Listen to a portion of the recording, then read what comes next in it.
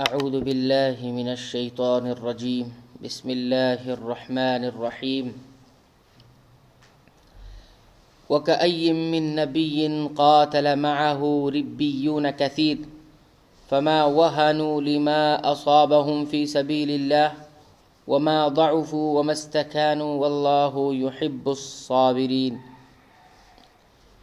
بہت سے نبیوں کے ہم رکاب ہو کر بہت سے اللہ والے جہاد کر چکے ہیں، انہیں بھی اللہ کی راہ میں تکلیفیں پہنچیں، لیکن نہ تو انہوں نے ہمت ہاری اور نہ سست رہے اور نہ دبے۔ اللہ صبر کرنے والوں کو ہی چاہتا ہے، یعنی ان کو جو جنگ کی شدتوں میں پس ہمت نہیں ہوتے اور ضعف اور کمزوری نہیں دکھاتے۔ وما كان قولهم إلا أن قالوا ربنا اغفر لنا ذنوبنا وإسرافنا في أمرنا وثبت أقدامنا وانصرنا على القوم الكافرين۔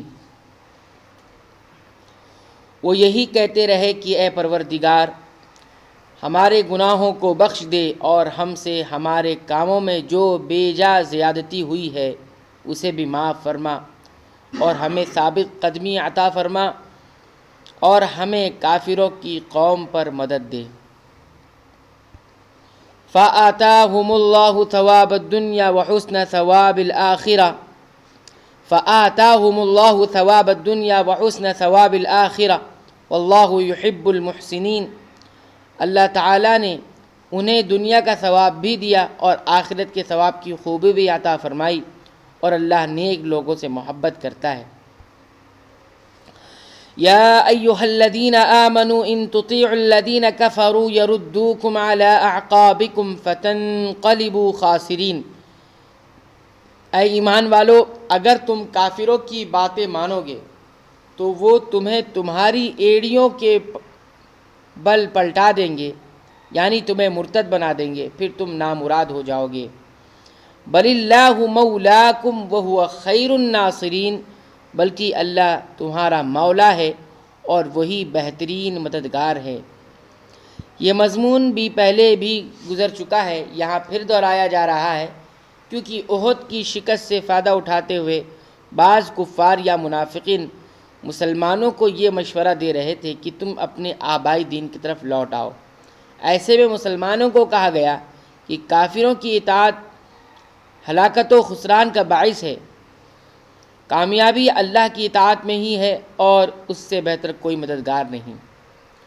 سنلقی فی قلوب الذین کفروا الرعب بما اشرکوا باللہ ما لم ينزل به سلطانا ومأواہم النار وبئس مثوى الظالمین۔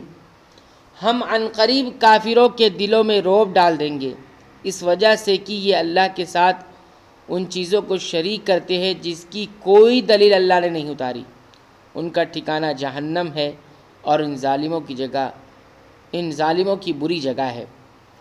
مسلمانوں کی شکست دیکھتے ہوئے بعض کافروں کے دل میں یہ خیال آیا کہ یہ موقع مسلمانوں کو ختم کرنے کے لیے بڑا اچھا ہے۔ اس موقع پر اللہ تعالیٰ نے کافروں کے دلوں میں مسلمانوں کا رعب ڈال دیا، پھر انہیں اس خیال کو عملی جامہ پہنانے کا حوصلہ نہ ہوا۔ صحیحین کی حدیث میں ہے کہ نبی کریم صلی اللہ علیہ وسلم نے فرمایا کہ مجھے 5 چیزیں ایسی عطا کی گئی ہیں جو مجھ سے قبل کسی نبی کو نہیں دی گئی۔ ان میں سے ایک یہ ہے کہ نصرت بالرعب مسیرۃ شہر، دشمن کے دل میں 1 مہینے کی مسافت پر میرا رعب ڈال کر میری مدد کی گئی ہے۔ اس حدیث سے معلوم ہوا کہ آپ صلی اللہ علیہ وسلم کا رعب مستقل طور پر دشمن کے دل میں ڈال دیا گیا تھا، اور اس آیت سے معلوم ہوتا ہے کہ آپ صلی اللہ علیہ وسلم کے ساتھ آپ صلی اللہ علیہ وسلم کی امت یعنی مسلمانوں کا رعب بھی مشرکوں پر ڈال دیا گیا ہے، اور اس کی وجہ ان کا شرک ہے۔ گویا شرک کرنے والوں کا دل دوسروں کی حیثیت سے لرزا اور ترسا رہتا ہے۔ غالباً یہی وجہ ہے کہ جب مسلمانوں کی ایک بڑی تعداد مشرکانہ عقائد و اعمال میں مبتلا ہوئی ہے، دشمن ان سے مرعوب ہونے کی بجائے وہ دشمنوں سے مرعوب ہیں۔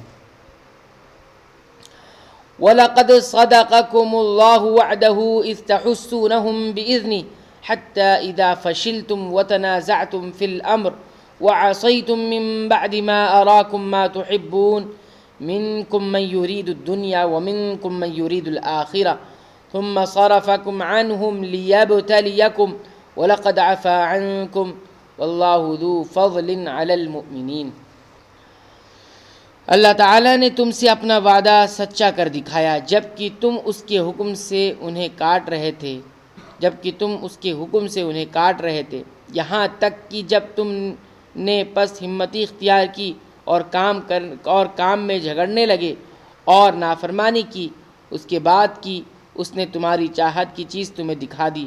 تم میں سے بعض دنیا چاہتے ہیں اور بعض کا ارادہ آخرت کا تھا، پھر اس نے تمہیں ان سے پھیر دیا تاکہ تم کو آزمائے، اور یقیناً اس نے تمہاری لغزش سے درگزر فرما دیا، اور ایمان والوں پر اللہ تعالیٰ بڑا فضل والا ہے۔ اس وعدے پر بعض مفسرین نے 3000 اور 5000 فرشتوں کا نزول مراد لیا ہے، لیکن یہ رائے سرے سے صحیح نہیں، بلکہ صحیح یہ ہے کہ فرشتوں کا نزول صرف جنگ بدر کے ساتھ مخصوص تھا۔ باقی رہا وہ وعدہ جو اس آیت میں مذکور ہے تو اس سے مراد فتح و نصرت کا وہ عام وعدہ ہے جو اہل اسلام کے لیے اور اس کے رسول کی طرف سے بہت پہلے سے کیا جا چکا ہے، حتیٰ کہ بعض آیتیں مکہ میں نازل ہو چکی تھیں، اور اس کے مطابق ابتدائے جنگ میں مسلمان غالب و فاتح رہے، جس کی طرف اس تحسونہم سے اشارہ کیا گیا۔ اس تنازع اور عصیان سے مراد تیر اندازوں کا وہ اختلاف ہے جو فتح و غلبہ دیکھ کر ان کے اندر واقع ہوا، اور جس کی وجہ سے کافروں کو پلٹ کر دوبارہ حملہ اور ہونے کا موقع ملا، اور اس سے مراد وہ فتح ہے جو ابتدا میں مسلمانوں کا حاصل ہوئی تھی، یعنی مالی غنیمت جس کے لیے انہوں نے وہ پہاڑی چھوڑ دی جس کے نہ چھوڑنے کی انہیں تاکید کی گئی تھی۔ وہ لوگ ہیں جنہوں نے مورچہ چھوڑنے سے منع کیا اور نبی کریم صلی اللہ علیہ وسلم کے فرمان کے مطابق اسی جگہ ڈٹے رہنے کا عزم ظاہر کیا، یعنی غلبہ عطا کرنے کے بعد پھر تمہیں شکست دے کر ان کافروں سے پھیر دیا تاکہ تمہیں آزمائے۔ اس میں صحابہ کرام کے اس شرف اور فضل کا اظہار ہے جو ان کی کوتاہیوں کے باوجود اللہ نے ان پر فرمایا، یعنی ان کی غلطیوں کی وضاحت کر کے آئندہ اس کا اعادہ نہ کریں۔ اللہ تعالیٰ نے ان کے لیے معافی کا اعلان کر دیا تاکہ کوئی بد باطن ان پر زبان طعن دراز نہ کرے۔ جب اللہ تعالیٰ نے ہی قرآن کریم میں ان کے لیے عفو عام کا اعلان فرما دیا تو اب کسی کے لیے طعن اور تشنیع کی گنجائش کہاں رہ گئی۔ صحیح بخاری میں ایک واقعہ مذکور ہے کہ ایک حج کے موقع پر ایک شخص نے حضرت عثمان رضی اللہ تعالیٰ پر بعض اعتراض کیے کہ وہ جنگ بدر میں بیعت رضوان میں شریک نہیں ہوئے، نیز یوم احد میں فرار ہو گئے تھے۔ حضرت ابن عمر رضی اللہ عنہما نے فرمایا کہ جنگ بدر میں تو ان کی اہلیہ یعنی نبی کریم صلی اللہ علیہ وسلم کی بیٹی بیمار تھی، بیعت رضوان کے موقع پر آپ صلی اللہ علیہ وسلم کے سفیر بن کر مکہ گئے ہوئے تھے، اور یوم احد کے فرار کو اللہ نے معاف فرما دیا ہے۔ اللہ تعالیٰ سے دعا ہے کہ اللہ رب العالمین ان آیات میں جو باتیں بیان فرمائی گئی ہیں، جو تعلیمات دی گئی ہیں، رب العالمین اس پر عمل کرنے کی ہمیں توفیق عنایت فرما، اس پر غور کرنے کی توفیق عنایت فرما۔ رب العالمین تو قرآن حکیم کو ہمارے دلوں کی بہار بنا دے، رب العالمین تو قرآن حکیم کو ہمارے سینوں کی روشنی بنا، ہمارے تمام غموں کا علاج بنا۔ آمین۔ وآخر دعوانا الحمدللہ رب العالمین۔